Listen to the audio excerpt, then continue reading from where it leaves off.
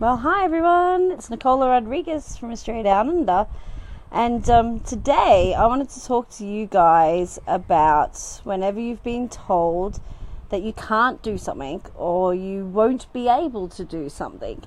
And I think they are words that probably every single person has heard in their life somewhere along the lines.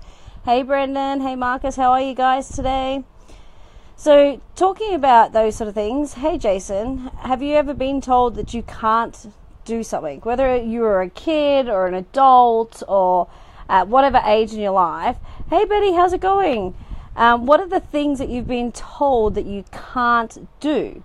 Like, when we were little, okay? Think about back when you're a little kid, alright? Hey Michelle, when you're a little kid, you're riding a bicycle and it's got training wheels, okay? It's got training wheels because that helps us balance and it helps us to learn to ride. Now, come the age where our parents say, hey, let's take these training wheels off and you can learn to ride your bike. Hey, Jason, it's kind of a bit of a freak out, right? You kind of just go, no, can't do that. No way, not happening. Not taking these training wheels off. It is not happening. I cannot ride that bike. And as a child, we give it a go. As much as we might sort of just say stuff that, we give it a go, right? And we fall off. We give it a go. We fall off. We give it a go. We fall off. We throw the bike. We crack it. We say we're not doing this again. But we keep trying. And the day that we're able to ride that bike is the most glorious day ever. Because why? You now have freedom. You have a bike that you can go riding on. It's so awesome. So as an adult, we get told those things as well. But instead of ourselves saying that we can't do something, somebody might tell us that we can't do something. And that's pretty hurtful at times, being told that you can't do something or that you won't be able to do something, especially if it's something that you hold dearly to your heart. So today, not sure if you see my earlier posts this morning. It's my son's 10th birthday today, my firstborn child. So happy first Mother's Day to me, and a huge, super happy 10th birthday to my son, Roic. But I wanted to talk a little bit about that and let you know how this you can't or won't be able to do something fits in with today. So about 12 years ago, I had found out that, I was told that I won't be able to have kids or that I can't have kids. And that was very, very distressing. And before I actually was told that by a doctor, for say maybe 10 years, 9 years before that, I was trying and trying. So I had many years of not being able to fall pregnant, not knowing why I couldn't fall pregnant, and screwing with my psychic really, really badly. Hey Rhonda, hey Justin. So for years and years and years of wanting that and feeling that that was a need, that was my role in life, to be a mum, and growing up in a family where everybody has kids at a young age, it was just normal that we have kids at a young age, right? So I had a big goal that I was going to have as many kids as I could between the ages 16 and 25, but no more kids after 25, right? So I got to the age of 25 after trying to have kids for years and going through what's called phantom pregnancies. Phantom pregnancies is basically mind over matter. We know our mind is extremely powerful. We know if we put our mind to things that we want, we get them. Our mind is very powerful. So for somebody who is wanting to be pregnant so badly and it not happening, mentally, I tricked my body into thinking it was pregnant. So therefore, I would have pregnancy symptoms, but just never be pregnant. So that was kind of very mentally difficult, especially after about the fourth time. It was very difficult to sort of ask why this keeps happening and why it's just not happening, really. So why it's always fake. So unfortunately, due to a lot of those issues, I can't, being told that after 11 years saying, we can't give you an answer, but you just can't have kids, it's just not happening, was very shocking and very confronting. And to me, it was like, well, no, that's just not right, because who says you can't? So after that, my marriage pretty much dissolved and disappeared, and that relationship ended because of the stress that it put on. And that marriage, we were very much into the, go get a job, work your ass off. So I was managing, I was an area manager for 5 retail stores. I used to work over 60 hours a week. I used to pump it hours out non-stop, and get paid peanuts, right? But I was an area manager, and I was looking after 5 stores and plenty of staff, and I could run these businesses and make these guys amazing profits, but just not in my own pocket. So that's very stressful on a marriage as well. So that, on top of being told, not being able to have kids, hurts. That marriage dissolved, and got married again a couple years later.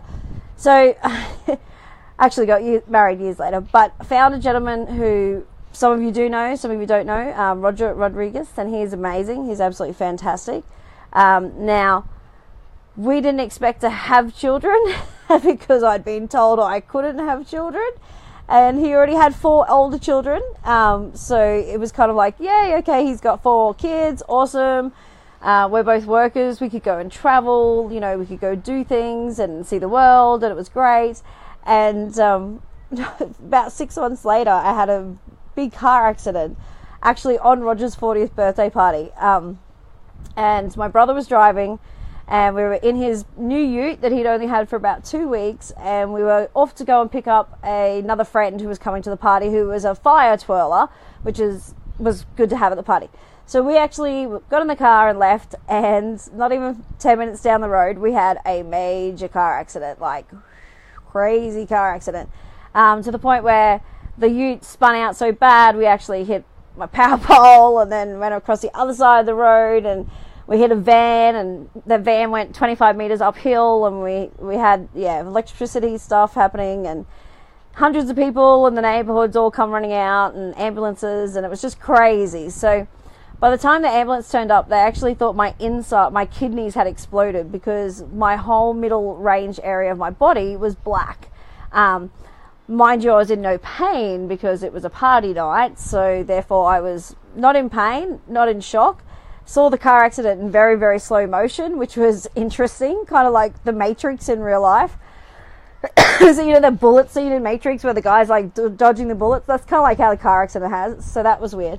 And at the hospital, they were kind of joking around, the nurses and doctors, and were saying, your body has been smashed to pieces and we can't find anything wrong, and maybe you'll be able to have kids after this. And we were all having a big joke about it.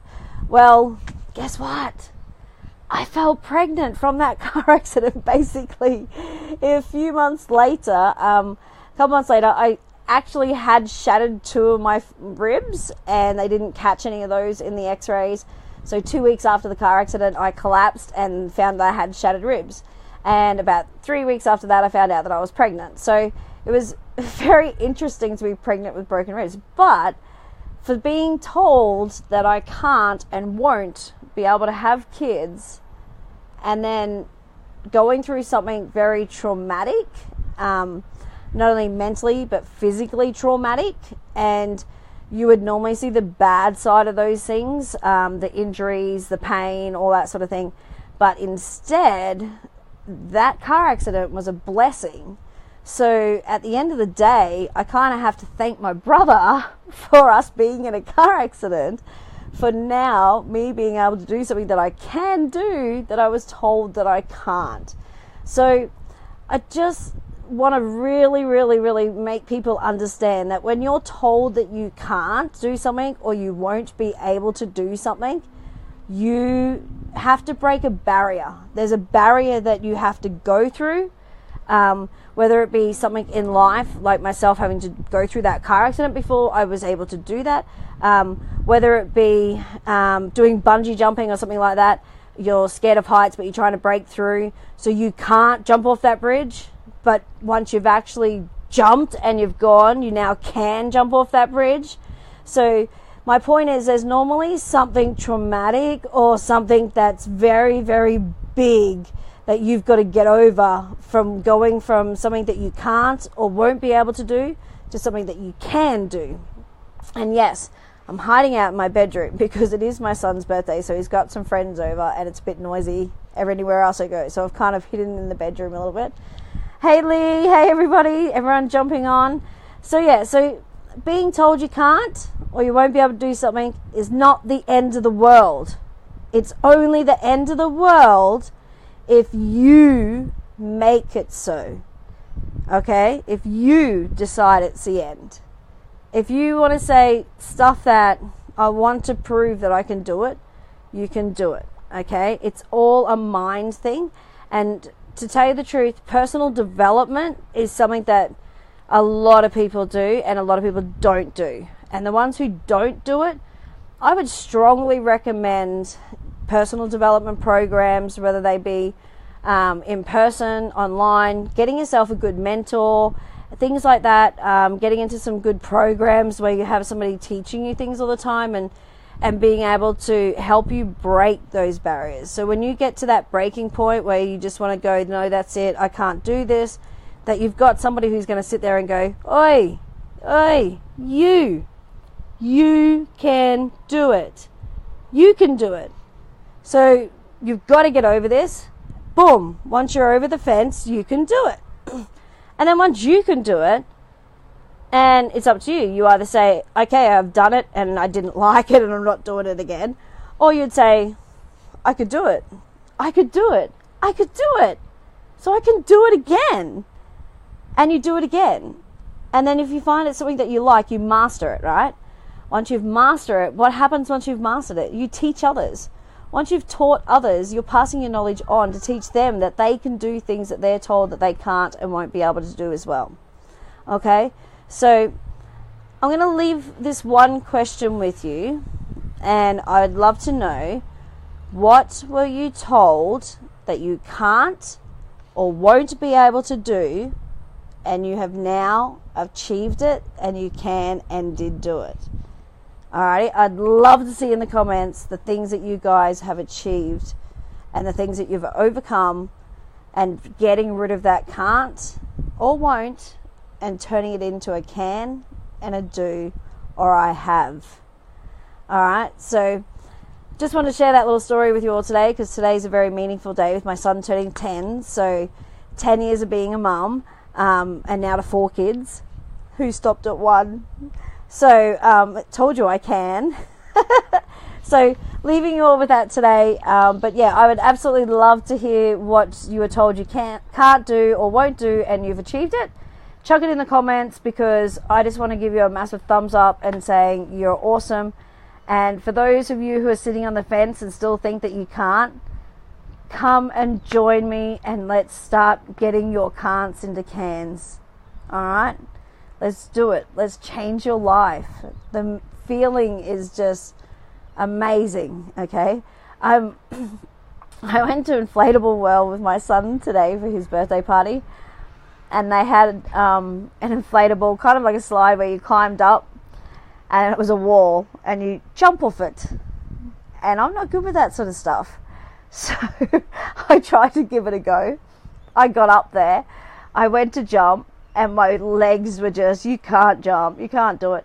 So instead of giving up and going down, I decided to sit on my butt and fall off. So I did it, but I just didn't do it the best. And I would plan on this year conquering those sort of fears of maybe tight roping or more jumping off things or little things like that, to see if I can do them. So I might post the video later if I get enough comments on here to hear what your counts have turned into cans. I will post the video, which is pretty funny, of me jumping off a blow up rock wall down into a blow up pillow. It's pretty funny. And I also have another I can't can video which I will post, which is going on the tallest and the longest roller coaster in the hemisphere, and that's hilarious. Alrighty guys, have a great day. It's been absolutely marvelous to have you guys join me today, and I am so looking forward to reading all your can'ts that have turned into cans, or your won'ts that you have turned into done. You've been there, done that, and you're killing it, and you're moving on to the next can't to smash that out into a can. Alright, so have a great day. Happy Sunday, happy Saturday, wherever you are in the world. It's Nicola Rodriguez from Australia Down Under, and I'd love to say, love you all. Just remember, you can!